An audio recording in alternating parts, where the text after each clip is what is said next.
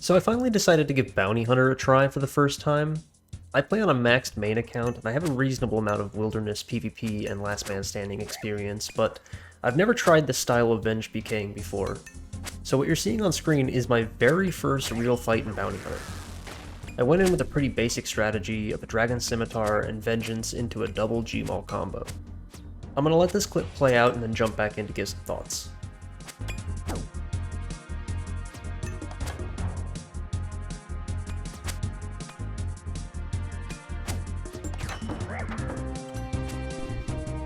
So as you can see, I got pretty lucky and actually managed to win my very first fight. But I'll go ahead and spoil it right now, this was one of my only kills. I only managed to get 3 kills in the 2-hour session that I played. I want to go over the details of this fight and a few others, but also just talk about my overall experience playing Bounty Hunter for the first time, and maybe give a few tips for anyone who might want to give it a shot for themselves. I was pretty nervous going into this. I think having nerves when doing PvP content for the first time is pretty normal, and especially in a style like this where you risk a bit of GP and can die very quickly if you're not careful. But in this setup, I'm mostly just auto-attacking and waiting for a timing where I either hit with the Scimitar and double gmaul, or I predict the opponent's special attack and try to stack my Vengeance with the gmaul.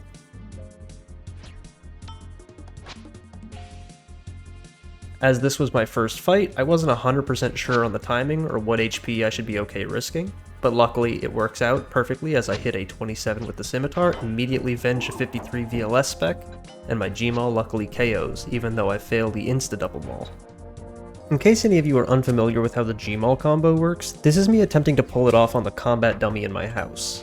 The idea is that you can hit your target, then swap to the gmaul and double-click your spec to instantly hit them twice on the next tick, without needing to click them, ideally stacking out their remaining HP. I'm not particularly good at this yet, but I honestly found it really fun to try and pull off. So this is my second fight right after the first one, and I made some pretty bad mistakes in this one.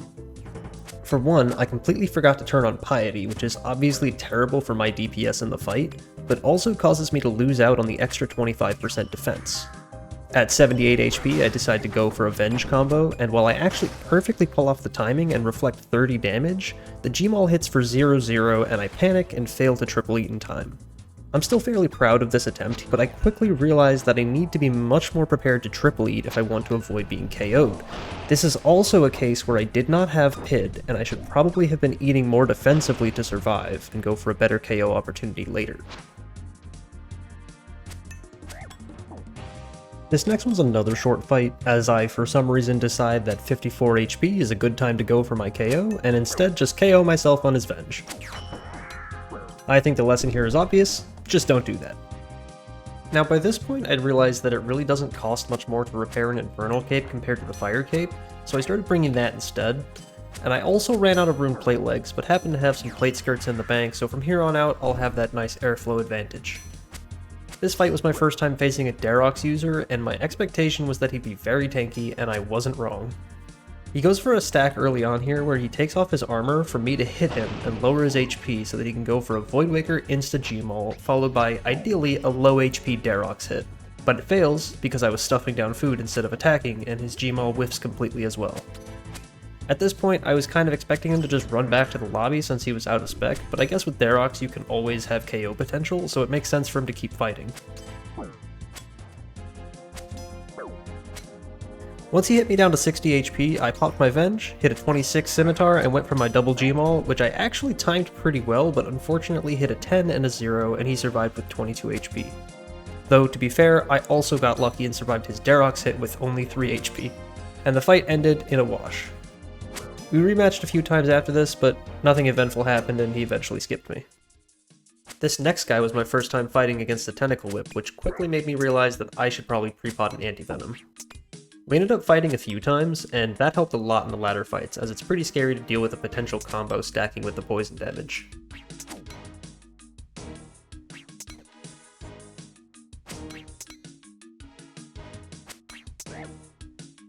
This gmaul combo wasn't too bad, but unfortunately the hits just weren't high enough, and to make matters worse, I misclicked the swap afterwards and kicked him. In the next fight, I got a pretty solid gmaul timing, but unfortunately his tank legs do their job and I hit 0-0.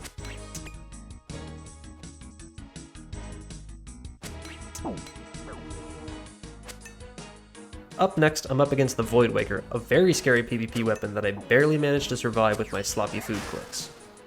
There's a lot of these Voidwaker mains at max combat, and I completely understand why. That Voidwaker spec just hits like a truck. This PKer was also using Surge Pots, which reminded me that I could probably be bringing them for future fights.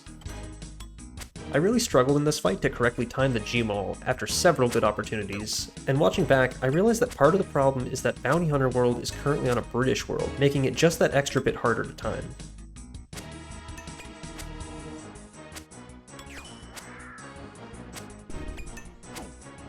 Luckily, I still managed to KO this guy, but I think that mostly came down to his failure to eat.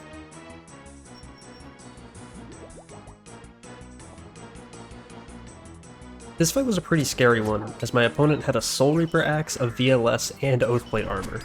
And on top of that, they were using the Archaea spell Greater Corruption for extra prayer drain, so I was constantly eating and chugging potions. On the upside, the Soul Reaper axe damages the user, so there was a surprising amount of KO opportunities for me. For the most part though, this was just triple elite practice.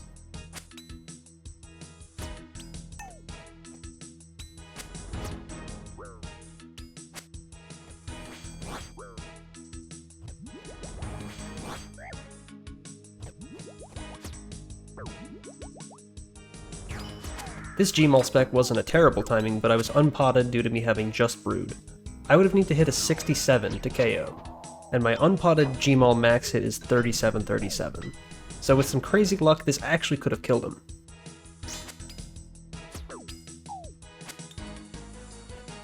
In the rematch, I for some reason fired off a double gmaul while they were at full HP, but even still, somehow had a few chances to KO. This matchup was a really fun one, despite feeling heavily outgeared. The volatility of the Soul Reaper axe and the insane damage that I was struggling to eat through was definitely one of the craziest things I experienced playing Bounty Hunter.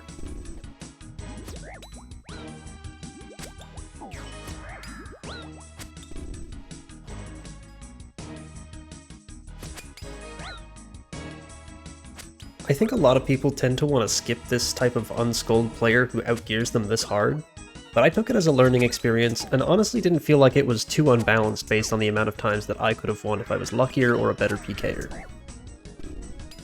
Though I probably should have known to run away sooner. So from here on out, the music in the background is what I was actually listening to at the time, so you may hear it jump around a bit with cuts. This was my first fight against a Void user, and it was pretty exciting because I could actually hit with the gmaul. This was a solid attempt, but a 1919 just doesn't cut it.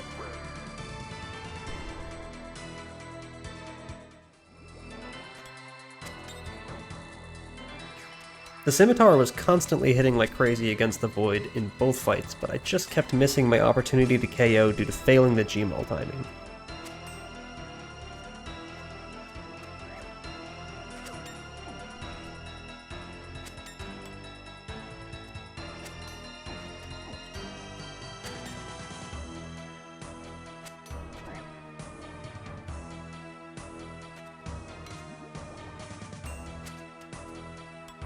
Luckily, this person risked a little too low HP and I hit a 38 Scimitar into a 37 gmaul, which potentially could have hit even higher if they had eaten. But this marks my third and final kill in Bounty Hunter. For now. I'm going to show a few more fights, and mostly the combo attempts, but I think now's a good time to talk about my overall thoughts on this minigame. As a maxed player, I've tried just about everything in the game, but I put this one off for a long time. I think that a lot of people are really intimidated to jump into PvP, but I actually thought that this was a really great starting point for most players. The fact that you don't have to worry about overheads at all and can just focus on eating and going for KO combos makes it very easy to approach. The main thing stopping most people, I think though, is the cost of death.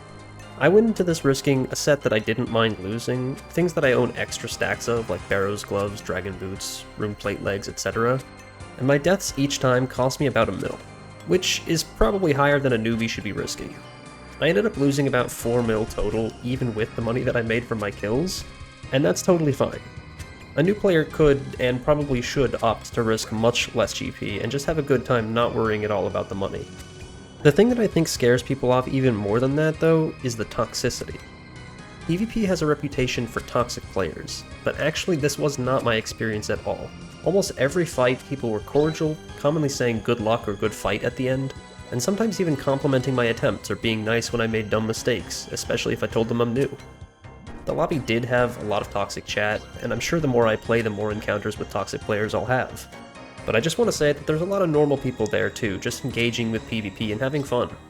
Altogether, it really feels like I've just been missing out on a great piece of content for a long time, and I honestly can't wait to go back and try out different setups or improve my KOs. But yeah, that's all I have to say, so if you like this video, drop a like, and let me know in the comments what you guys think of Bounty Hunter and maybe what setups I should try out in the future. I'm definitely considering the AGS after taking a 73 to the face like that.